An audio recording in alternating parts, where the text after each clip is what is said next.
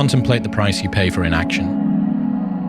So I think a lot of the time we presume that inaction has no cost, that it's like an impartial strategy, and it can cause us to continue to manana decisions. But it does. Inaction does have a cost, because your attention is the most important thing that you have. And it's not time. People think that time is the most important resource you have in life. It's not. It's attention. Because you can spend your time in ways where your attention is captured such that you didn't enjoy the time or realize the time has passed.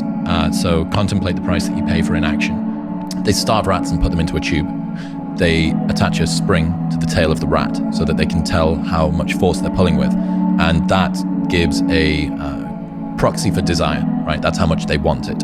They waft the smell of cheese in from the front, and the rat pulls toward the cheese. And you think, these rats are starving, they're going to be pulling very hard.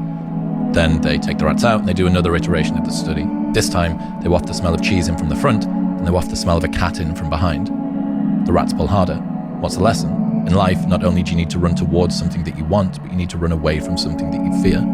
And I've spoken to 600 high performers on my show, right? I would say that on average, most of the people that are unbelievably good at anything that they do are driven by a fear of insufficiency, not by a perfectly balanced desire for success. For the people that maybe resonate with this fear of insufficiency and this requirement to offer the world something in order for the world to feel like they're worthy, it is possible to deprogram it. It is possible to tune that volume down. But one of the things that you're going to pay a price with is your drive. Because the rat that is running away from something that it fears will pull harder than the rat that's just running towards something that it wants. The traits of super competitive people don't just include the superiority complex, but the crippling anxiety about being a failure.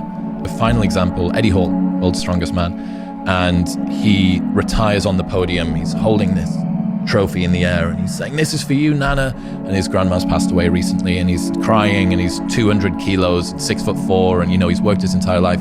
And he said in an interview shortly afterward that if he hadn't won the world's strongest man, he would be dead, single, with no relationship to his kid, because he was pushing his body so hard with the lifting and presumably the drugs that he was taking. He was training so much that his relationship with his wife was breaking down, and he was out of the house so much he had no relationship to his kid. Jason Pargin says, accept that all of your heroes are full of shit. Your heroes aren't gods, they're just regular people who got particularly good at one thing by sacrificing literally everything else. That's the price that you pay for success, and most people wouldn't pay it.